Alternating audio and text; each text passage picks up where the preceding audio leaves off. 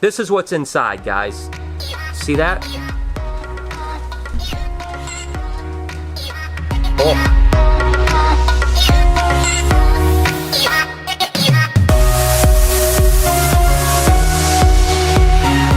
Hey everyone, welcome to the vlog. I hope the start of your day is absolutely amazing. As always, we have a little bit of snake work to do, but the first thing I'm going to do is I was thinking about Titan, my reticulated python, and I always say that he's a boy, but to be totally honest with you, I'm not sure what sex is. So I'm today going to show you an alternative way to sex snakes called probing instead of averting, because he's just too big to avert the hemipenes. So I'm going to show you that. But before that, I'm going to go ahead and turn it over to Lori and see if she has some inspirational words for you today. What's your inspiration for the day, Lori? You can't put me on the spot for inspiration. Oh my god. Sleep in. If you can sleep in, sleep in. How's that?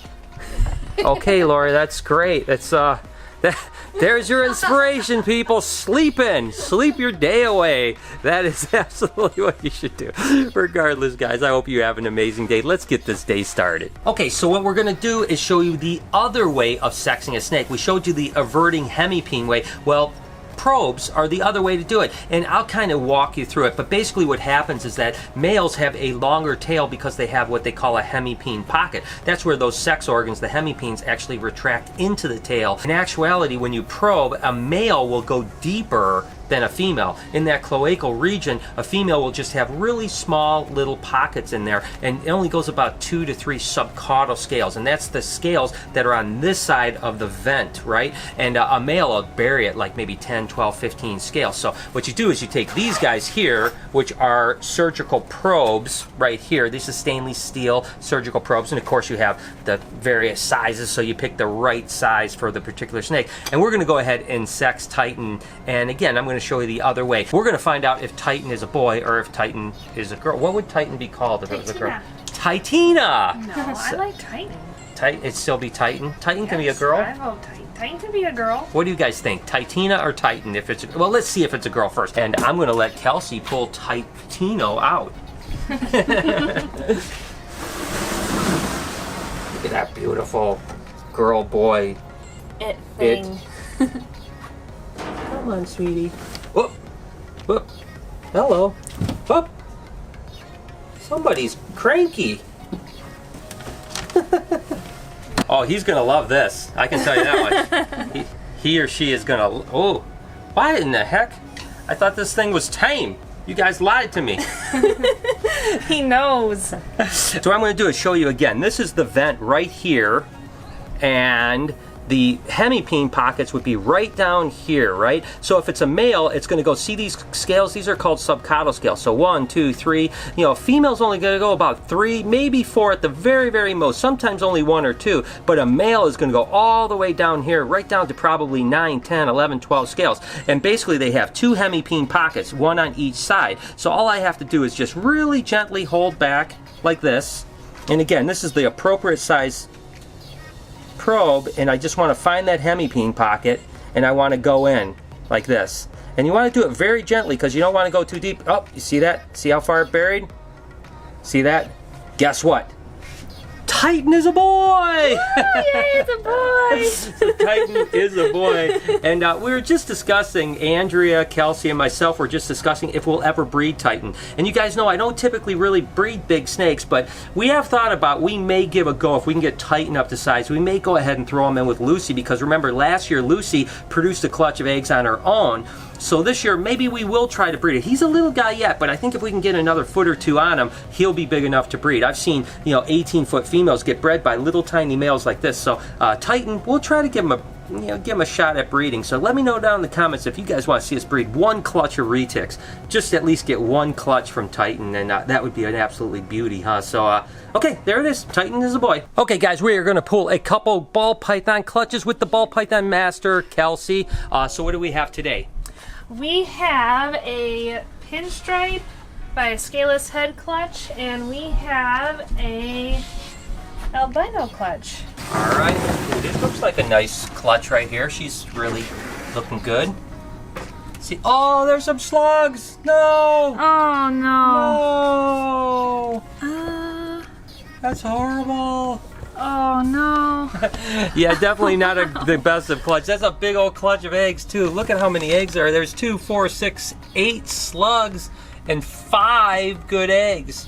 Oh my gosh, that's a 13 egg clutch, but only 5 good ones. Oh, that's a bummer. That happens though. And again, that could be a number of things. It could be the male just was shooting blanks at some point. It could be the fact that the female went on the hot spot too much and burned up some of the sperm before she ovulated. Could just be a whole number of things. But regardless, we're still gonna pull them because hey, 5 good eggs is still a good clutch.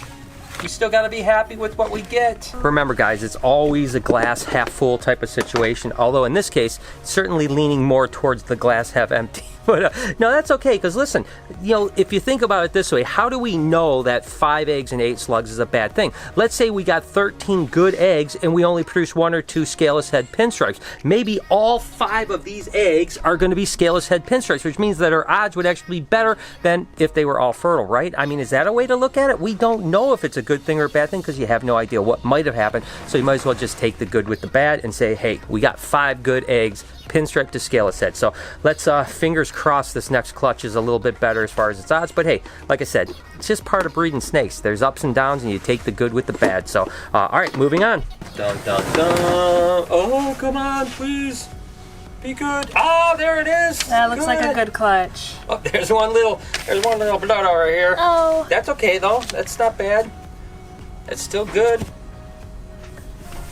Check out that boob egg there. Yeah, that's a total 2, 4, 6. All right, so that is 6 good eggs. And again, this is bred to a Candino, so that's not that bad. So, hey, all things considered, I'm still happy. We got a 6 egg clutch and we got a 5 egg clutch. And isn't it interesting how you can look at things differently? Like, really, this girl laid a good clutch of eggs and it's 6 eggs. The other one laid 5 eggs, which is just 1 egg less than this one. But because there was a bunch of slugs, it feels like it was bad. But in the actuality, it's still 5 eggs and 6 eggs, right? So, anyways, good job, Kelsey, and a way to go. Oh, by the way, I wanted to show you guys the anatomy of a slug egg. All right, so a couple people had asked me about like the anatomy of a slug, you know. Now, snake eggs aren't quite like chicken eggs because they don't have like the albumin and yolk in the center like a chicken egg would have. And they're basically just all creamy or that kind of albumin type of thing. And then they have the embryo with a little attached air sac at the top. Now a slug egg is obviously I mean, this doesn't look like a good egg to you, does it?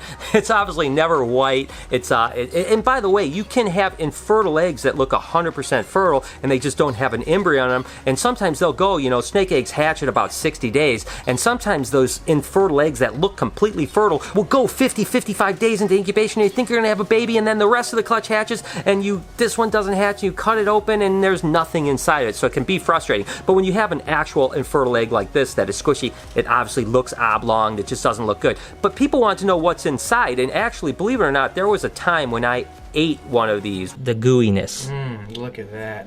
Delectable. It does look good, doesn't it? Okay, our eggs are on the griddle, about 350 degrees. I think it's going to take about 2 or 3 minutes to cook.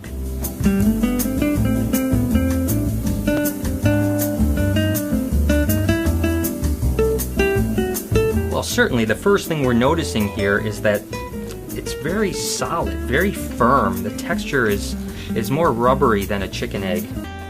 First thing is it really does smell a lot like a chicken egg. Honest to God, this tastes almost exactly like a chicken egg. The texture is a little more chewy, but I tell you, it's not bad. It tastes just like a chicken egg. Regardless, this is what's inside, guys. See that? Oh. All right, here we go. Oh. No, I'm not gonna eat that. That's really gross. But that's all it is. It's almost like a custardy type of thing. So it's not like a chicken egg whatsoever, but that's it. There's nothing else inside the egg but that. And then of course this egg, you can see as I've squeezed out all of the junk on the inside, it's like real leathery. Again, it's like, you know, look at this piece of leather or something like that. As a matter of fact, I used to collect all the eggs after they hatch, and I used to dry them out and give them away and stuff like that. But then Lori threw them all out because she hated it. But I think I still might have a box of eggs hiding on her somewhere. But anyway, so for those people that want to know what a slug egg is, this was a slug egg, and that's basically it. All right, guys, so I'm going to pull just a real quick couple clutches for you guys because, hey, listen, I don't want you guys to have withdrawals or something about not pulling clutches of colubrid eggs. I mean, I guess we pull ball python eggs, but anyways, regardless, this is actually a het ghost scaleless corn snake. And look at, oh, that's a nice clutch she has there. Good job. Look at you. All right, let's see what kind of egg she has. Boy, she is really uncooperative, isn't she? Get in there, sweetie.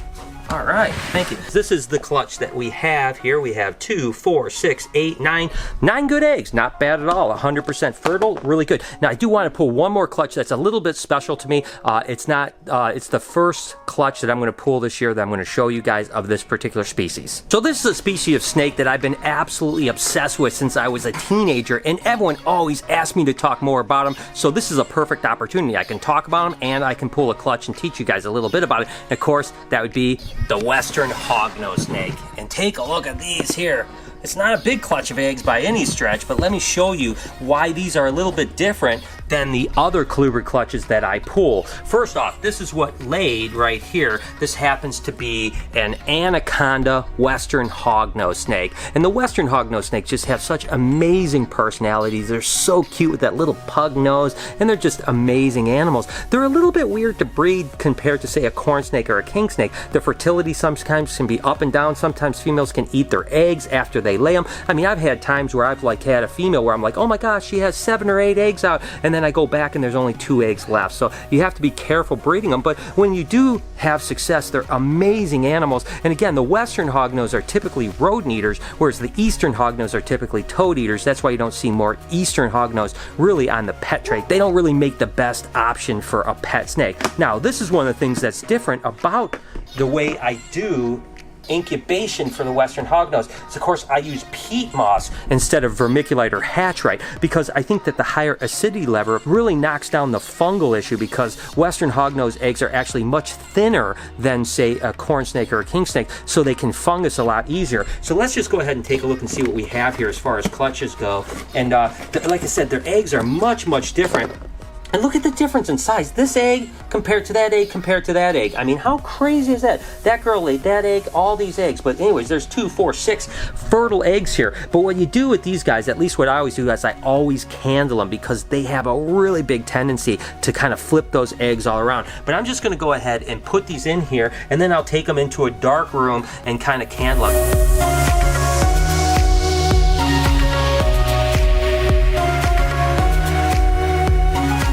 Anacondas are a codominant mutation, and she was actually bred to another anaconda, so I could get supercondas, which is, and they're both het for albino, so I could potentially get albino supercondas, albino anacondas, and so on like that. So this is an exciting clutch, and we have a lot more hognose to produce this year. Hopefully it'll be a really good hognose year, because they're so amazing, and you guys that are buying snakes just want hognose snakes, so hopefully we'll have a good one. This is the good way to start. Today it seems like I'm covering a lot of topics that you guys have been asking about. A lot of people have asked me about where do I incubate my eggs, and I've told you guys before about the incubator in my house. That's a walk-in incubator, and I've even showed you a little bit. I will do a more comprehensive kind of overview of that pretty soon, but I did want to tell you with colubrid eggs, I literally just put them up right on a rack like this. These are all my colubrid eggs right up here, all the way down there, and continuing to grow. And basically what it is colubrids really are one of those animals that can incubate anywhere from, like, 75 all the way up to almost 90 degrees, quite frankly, but that sweet spot is right around 82 degrees. Again, they can take 5 or 6 degrees cooler. They can even take 5 or 6 degrees warmer, even 7 or 8 degrees warmer for short periods of time. But what we do is we just find a spot that's about 80 degrees, and we just let them incubate up there. It just so happens that if you shoot the temperature gun into this spot, it's going to always range between 80 and 82 degrees. So there's no need for an expensive incubator or some big apparatus to hatch these eggs, because quite frankly, the problem with incubators, and this is why I like the big incubators that like walk-in incubators, is that there's not as much stuff that can go wrong. If a heater malfunctions, or say a thermostat sticks on, it takes a long time to heat a big room up, so you usually can catch it before you kill your eggs. If you have a little refrigerator incubator and that thermostat goes out and it goes all the way on, it can go from 82 degrees to 105 degrees in a matter of a half an hour, and you lose every single egg you have. So this is the safest way to incubate colubrid eggs. Anyways, just thought I'd update you guys on that too. So Lori's the one that works really hard on those hognose snakes. She's 100% responsible for them. So let's go ahead and tell her what kind of success that she had. Hey Lori, guess what? That anaconda girl laid 6 good eggs. So Nice. that was good. Yeah, because she was a small girl, so that's awesome. Excited about baby hognose? Yes, I'm so excited. You always say that you like hognose so much. I thought this would be a really good surprise. Like, yes, it's coming. No, I am happy. I'm happy. I hope they continue to have good clutches. Okay, well, I didn't quite get the excitement level that I expected from Lori. Next time, bring me a coffee. If I brought you ice cream, would you be excited? Yeah, but right now I really could use a coffee.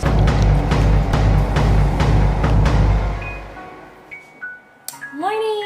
Okay guys, so I'm going to go ahead and end the vlog here. Thank you guys so much for tuning in today. I hope that you have an absolutely amazing day or evening or whenever you guys are watching it. You guys mean the world to me and you guys know that. Do me a favor and smash that like button and hit that notification bell. Make sure to be kind to somebody and I promise I'm going to see you tomorrow.